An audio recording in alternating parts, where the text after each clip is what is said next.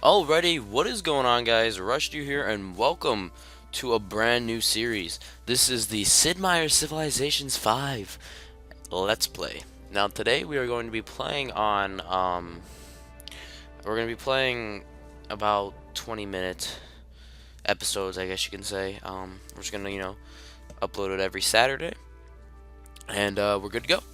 So, as you can see, my voice is still a little bit rough and sick.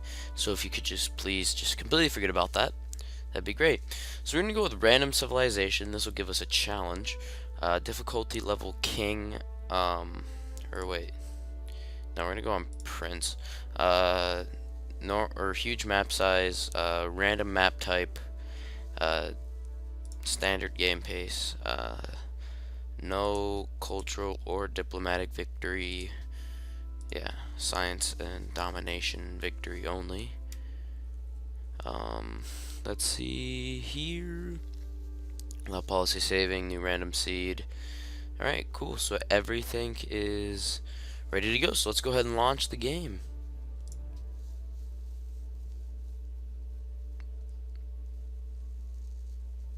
And it looks like we got Ramses. Great Ramses, Pharaoh of Egypt, who causes the sun to rise and the Nile to flow, and who blesses his fortunate people with all the good things of life. Oh, great Lord, from time immemorial your people lived on the banks of the Nile River, where they brought writing to the world, advanced mathematics, sculpture, and architecture. Thousands of years ago, they created the great monuments which still stand tall and proud.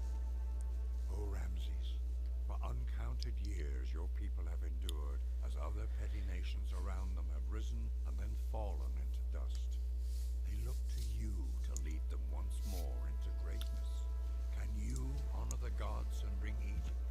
So for those of you who don't know what Sid Meier Civilizations 5 is, it is actually a strategy game in which you basically build your own civilization from scratch. So as you can see right here, my civilization is completely built from scratch. And we just have one city and a set of warriors to start off with. You start off with like no gold and like no science, no culture or anything. So we're going to be trying to you're going to be trying to basically win this game with the most strategic way possible. Like, you're gonna have to like make decisions for your civilization that will either make it amazing or it could actually have a downfall in the civilization. Now, like as you see here in the early game, you'll come across these ruins, and the ruins can give you various things, anything from population to new tech. See, population. You find survivors in the lost ruins, and gratitude, they settle in one of your cities, increasing the population. So now it's automatically at 2, which is pretty cool. As you can see, there's a bunch of strategic resources around the map. We got 3 sources of ivory and some deer, which will help us later. The ivory will be good for trading, and of course, deer will just give us extra food. As you can see, let me just go ahead and cough really quick here. Give me a second, guys. Alright, so you see these little things around the tiles. The gold represents how much gold it outputs per that tile. That's how much production it creates for the city, and that's how much food it creates for the city. So 2 food, and then of course the production food. So yeah, this game has a lot of things to think about, and as we find some more ruins, and if you were to try this game out for yourself, and the first time you jump into the game, you would probably have no idea what to do. Just a quick say for that. So yeah, we have some more ruins over here. We're gonna go ahead and try to build our civilization a little bit. And by the way, the time in this game just flies by, like time that you're in the game. Oh look, found the Bering Center, or Bering Crater. And discover more ruins.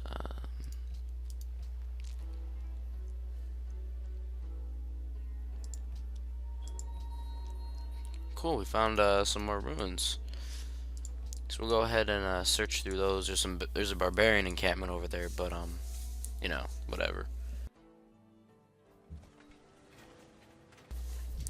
Barbarians are these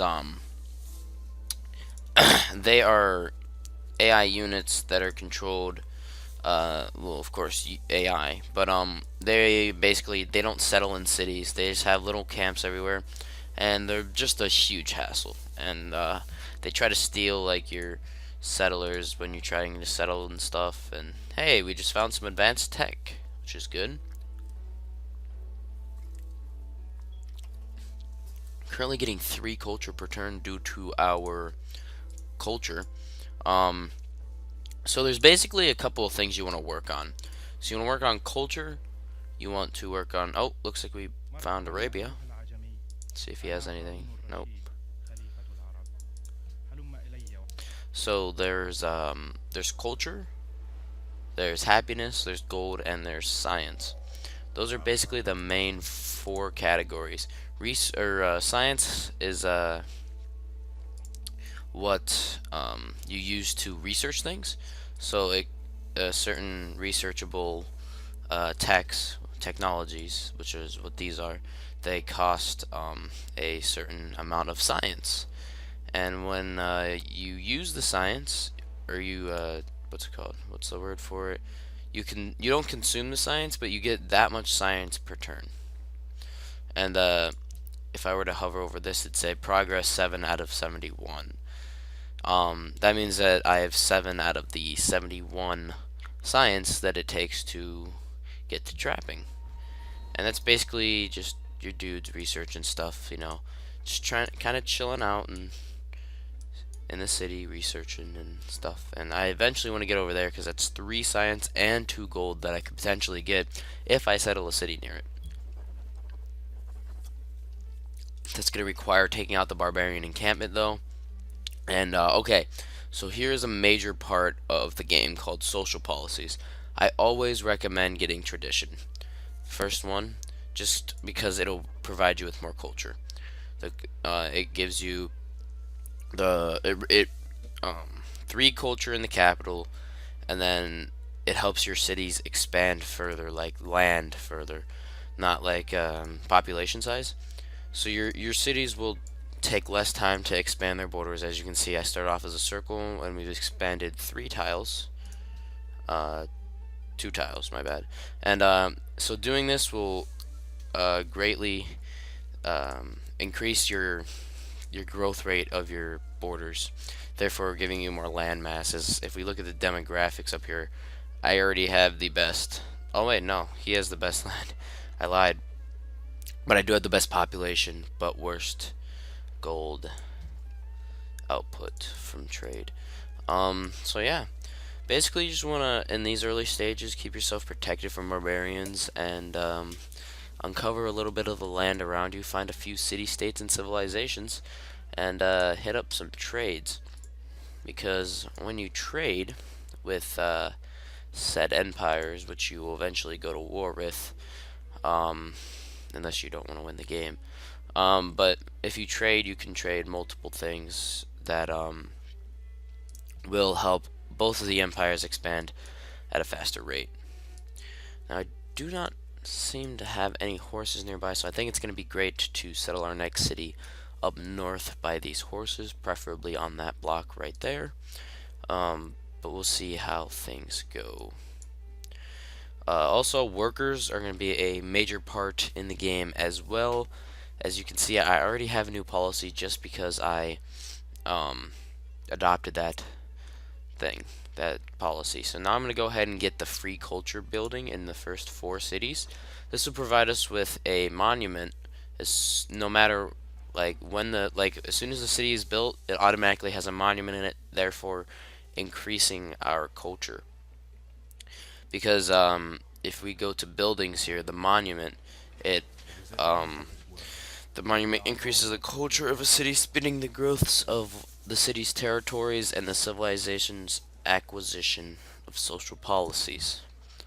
So having a monument in every city is going to be crucial if you would like to play culturally. So I'm going to go ahead and get some more settlers and send these workers out to make a farm on this land right here. Now later on, your workers, you'll eventually just set all of them onto automatic, because when you have them on like manual and late game, it just starts getting really annoying to do everything with them. So therefore, you just should turn them on automatic later game. But when you only have two sets of workers or so, like once you get past 3 or 4, that's when it starts getting hard to control them. So I recommend putting them on automatic once you have 3 or 4. You can always take them off of automatic if you want them to do or perform a special task. So it's not that bad. It's not like you're gonna lose them forever and they're just gonna do random stuff. So we have our. Okay, so we're gonna go ahead and go for mining now that we have our animal husbandry. This is gonna help produce us more workers if we can. Oh, excuse me. If we can get to masonry, which is the pyramids. The pyramids will give us 1 culture and an engineer point, and tile improvement construction speed increased by 25%, and 2 workers appear near the city, so we won't have to make any workers. I'm going to go ahead and attack these barbarians, get us some experience for our soldiers. All of the soldiers gain experience from fighting in battles against barbarians or other units, such as enemies you're at war with. The fighting animations in this game are pretty cool. They're workable. So, the enemy's been spotted. We're going to go ahead and attack here, but we're going to go ahead. We might lose our workers here because I do not have enough money to make another warrior, which should not be good. We need to get back to our workers, but it looks like we are not going to make it in time. And our spearmen were just killed. We currently are not in a military. We currently don't have a military. And that scared me. I'm going to go ahead and cancel the settlers. We're going to have to make a worker here, or a warrior, as we currently cannot do anything. As soon as these workers are captured, we are not going to have a unit to recapture our workers. So this is kind of awkward, as we're going to sit here at a stalemate with no units under our control until 5 turns later. But I hope these Arabian warriors will return our units for us. I'm going to go ahead and adopt the next policy for our country. I'm going to go with the 15% production with warriors, because stacked on top of that with our already amazing passive, which is 25%, or is it 20? I think it's 20% faster building of you build the wonders 25% faster as opposed to just the normal speed. So we're going to go ahead and research masonry after this turn, and then we'll go on a rescue mission to get our workers back. So that will be just dandy. So let's go ahead and hit up masonry so we can work towards the pyramids. Pyramids are really good early game wonder. I'll explain wonders here in a second.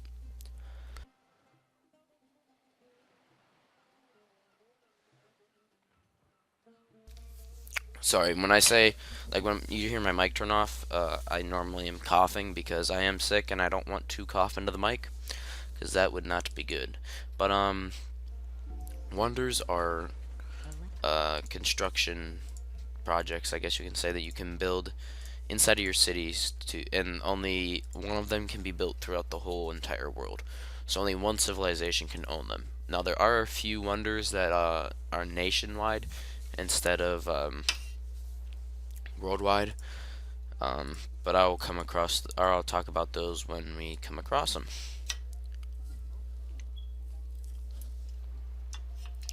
So yeah, I'm gonna go ahead and go to this barbarian encampment because that is where the workers tend to hide out.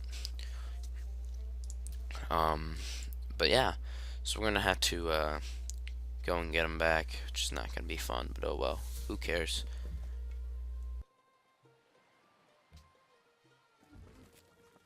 As you can see, they are inside of the camp, and we are going to have to attack them. Warriors tend to be more powerful than pikemen while attacking these because warriors are built for man-to-man combat, while um, well, what's it called? While pikemen are built for man to horse or man to cavalry combat. Now, as you can see, we're probably not gonna be able to take these guys out, and Arabia is not looking like they want to help us. So we are going to have to. Don't tell me we lost. That was a bad move on my part. I currently have no military once again. I'm gonna get these settlers out here. Go settle up north. In another city, not the best. We've already lost 2 units. This is very rare for early game. People could just literally come by and just take down um, our city, and we wouldn't be able to defend ourselves. So you're in a very vulnerable position right now. I'm gonna go ahead and move these north while I make some more warriors. I'm gonna go ahead and have them go up to here. So it'll take them about 3 turns.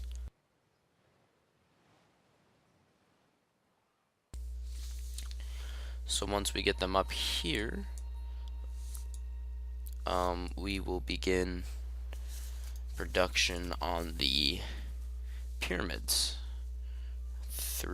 As soon as these warriors are done, we will get productions on the pyramid. We'll start our production of the pyramid. So we got our new technology. We're going to go ahead and go with archery next, because that's the best way to take down encampments. So yeah, we're going to have to go back there and get our workers done after we get our warriors and our...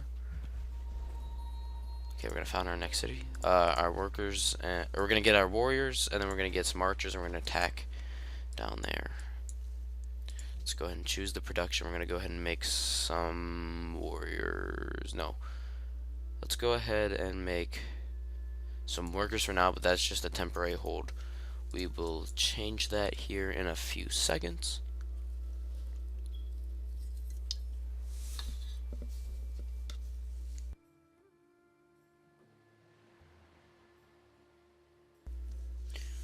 Alright. Here we go.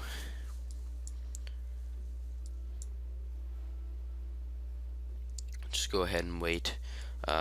We are currently 1 tile away from our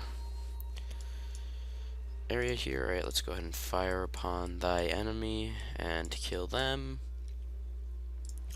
Warriors in 1 more turn.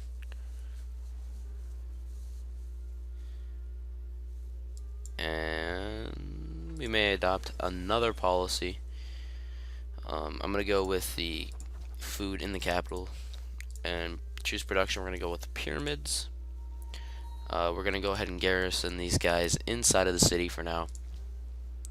In 2 turns, we'll change this up here to make archers. And then we'll move these down to the encampment and get our workers back, fix up our territory.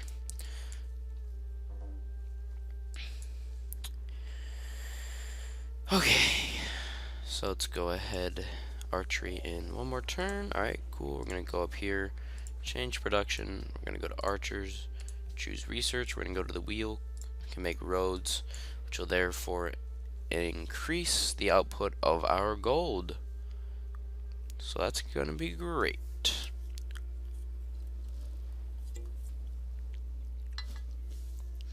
Gonna go ahead and hit next turn once again because we have nothing we can control at this point. We're just waiting to produce and research. This is going to put us behind in the global scale. As you can see, we're substantially behind Harun al-Rashid of Arabia. But do not fret, we will catch up to him. But I'm pretty much going to call this an episode here, guys. 50 turns is a pretty good spot to end, I must say. The people that like to smile the most, we are at the bottom here. We're at 2. So that's not good. We'll have to get that up. But enemy trireme. So yeah, I'm just going to go ahead and save it there, guys. I'll be back next Saturday. Hopefully my voice will be a little bit better than how it sounds right now. But yeah, so if you guys enjoyed, make sure you give it a thumbs up and subscribe if you already aren't. And yeah, I'll see you guys later. Peace.